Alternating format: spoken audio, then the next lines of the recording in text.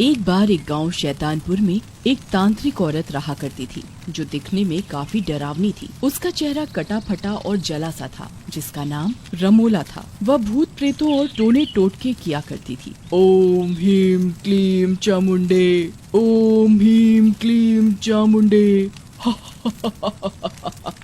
ये सब करते करते उसे यकीन हो गया कि यदि वह 100 जवान लड़कियों की बलि देगी, उनका खून पिएगी और दिल निकाल कर खा लेगी, तो वह अमर हो जाएगी और शैतानों का देवता भी उससे खुश हो जाएगा। इसी चक्कर में वो अक्सर गांव की लड़कियों को उठा लेती और उनकी बलि दे देती। एक रात रमोला फिर से किसी लड़की को उठा लेती है।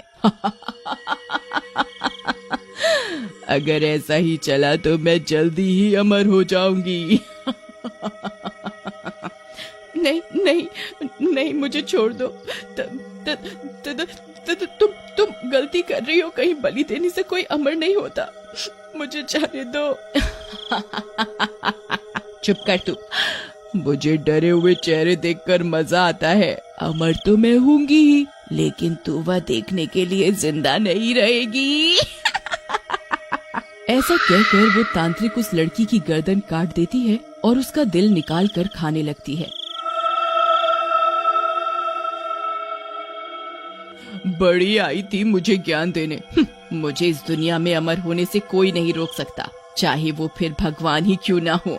लेकिन इस लड़की की मौत के बाद गांव के लोगों को उस औरत रमोला पर शक हो जाता है और वे उस रमोला पर नजर रखने लग जाते हैं। एक दिन रमोला फिर से गांव की किसी दूसरी लड़की को उठा लेती है और उसे अपने घर में बांध देती है।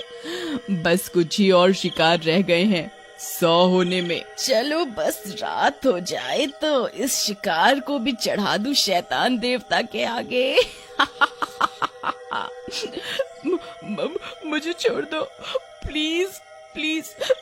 मैंने क्या बिगाड़ा है तुम्हारा? मुझे माफ कर दो। जाने दो घर, प्लीज जाने दो। वो लड़की ऐसे बोल ही रही होती है कि तभी गांव के लोग वहाँ गांव के सरपंच के साथ आ जाते हैं और रमोला को घेर लेते हैं। तो ये दुष्ट है, इसी दुष्ट के कारण हमारी नन्ही बच्चियों की जानें गई हैं। इसे मजा चखाना होगा। अरे मजा क्या चखाना, इसे तो मार डालना चाहिए। मारो इसे भाइयों, मारो। ऐसा कहकर सारे गांव वाले उस पर कूद पड़ते हैं और रमोला को लाठी डंडों से मारने लगते हैं। थोड़ी ही देर में उसे मार मार कर अधमरा कर देते हैं। बस क्या, बस इतनी ही जान है तुम गांव वालों में? मारो मारो मारो। बस एक बार मैं अमर हो जाऊं, मैं तुम सबको कच्चा चबा जाऊंगी। किसी को भी जिंदा नहीं छोड़ूंगी।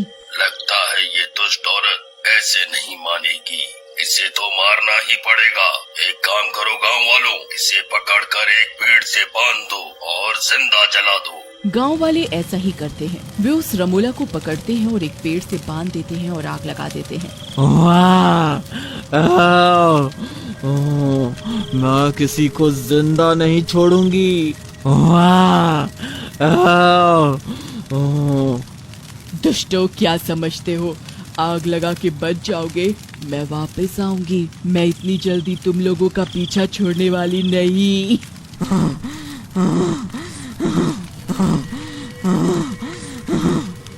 ये तुमने सही नहीं किया। मैं एक दिन बदला लूंगी। मैं एक दिन बदला लूंगी।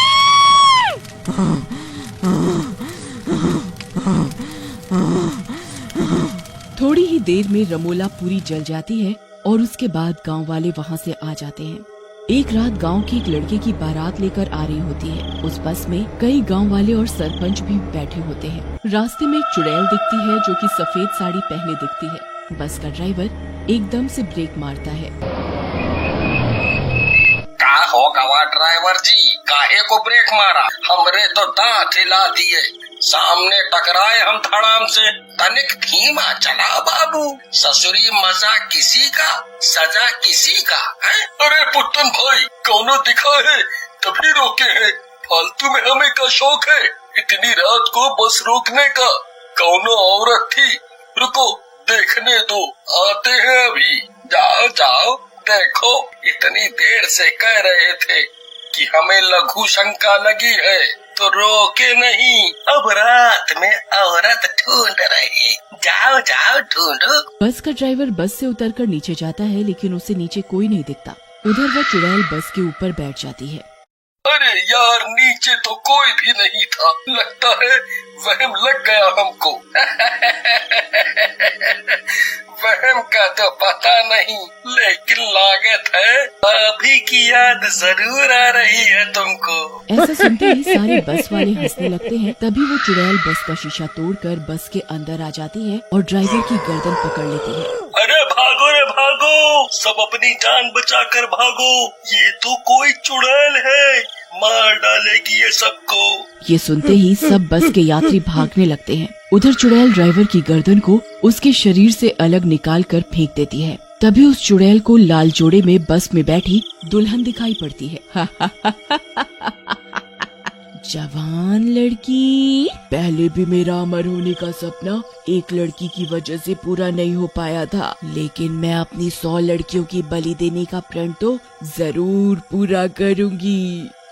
ऐसा कहकर चुड़ैल दुल्हन की तरफ बढ़ती है, लेकिन तभी वहाँ पर उस लड़की का दूल्हा आ जाता है। दुष्ट चुड़ैल, छोड़ दे मेरी दुल्हन को। तू वापस आ गया मरने के लिए। ठीक है, तेरी यही मर्जी, तो ठीक है, तू भी मर। ऐसा कहकर चुड़ैल उन दोनों को वहीं पर मार देती है और दुल्हन का खून पीने लगती है। उधर सारे बस वाले इधर उधर भाग रहे होते हैं। अरे पुत्तन, ये क्या बला है, हमारे गांव में चुड़ैल कहाँ से आ गई? अब हमको क्या मालूम सरपंच जी, हम भी तो आप ही की तरह से बस में सफर कर रहे थे, जाने कहाँ से नास मिट्टी आ गई। वे दोनों गांव की तरफ भाग रहे होते हैं कि तभी चुड़ैल उन दोनों के सामने आकर खड़ी हो जाती है। पहचाना मुझे सरपंच? अरे सरपंच जी, ये तो आपकी जान पहचान वाली है, पहले काहे नहीं बोले, फालतू में दौड़ा दिया। चुप कर गधे, मैं क्यों पहचानूंगा भी एक चुड़ैल को? जी जी जी जी जी नहीं, मैंने आपको नहीं पहचाना। कौन हो आप? बहुत समय पहले तूने और तेरे दुष्ट गांव वालों ने मुझे जिंदा जला दिया था। मैं वही हूँ, रमोला।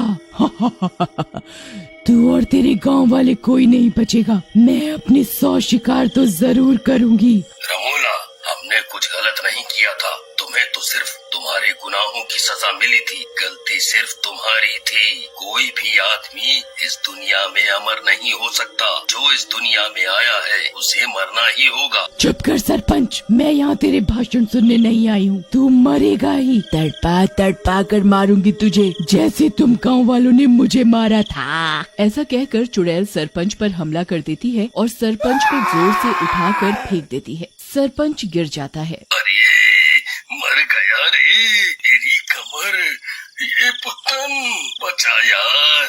चुड़ैल जैसे ही सरपंच की तरफ बढ़ती है, तभी पुत्तन बीच में आ जाता है। ए चुड़ैलिया, हमरे होते हुए तू हमरे सरपंच जी को नहीं मार सकती। लेकिन चुड़ैल पुत्तन को उसके गले से पकड़कर ऊपर उठा लेती है। बहुत प्यार है तेरा तेरे सरपंच से, तो पहले तू ही मर। ऐसा कहकर चुड़ैल पुत्तन के दिल को उसके शरीर से बाहर निकाल लेती है और खाने लगती है। बहुत स्वादिष्ट है इसका मांस तो।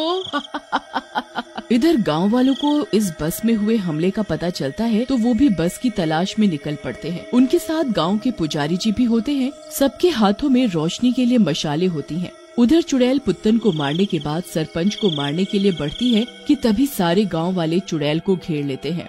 बचाओ पुजारी जी, इस चुड़ैल से बचाओ, इस चुड़ैल ने पूरी बस को मार डाला, सबका खून पी गई, बचाओ। बचाओ पुजारी जी। डरो मत सरपंच जी, हम सब गांव वाले यहाँ आ गए हैं। अब ये चुड़ैल यहाँ से नहीं भाग सकती और न ही अब ये किसी की जान ले पाएगी। ऐसा कहकर पुजारी जी हनुमान चालीसा का पाठ करते हैं और एक माला चुड़ैल के ऊपर डाल देते हैं। माला डालते ही चुड़ैल उस माला में बंध जाती है। गांव वालों, इससे पहले कि ये और जान ले, इसे इसी जगह पर गाड़ देते हैं। ये जब तक इस माला से बंधी है और इस जगह को कोई नहीं खोदेगा, ये ऐसे ही पड़ी रहेगी। पुजारी, तू क्या सोचता है मैं ज्यादा दिन इस कैद में नहीं रहूंगी। मैं जिस दिन आजाद हुई, इन गांव वालों से अपना बदला जरूर लूंगी।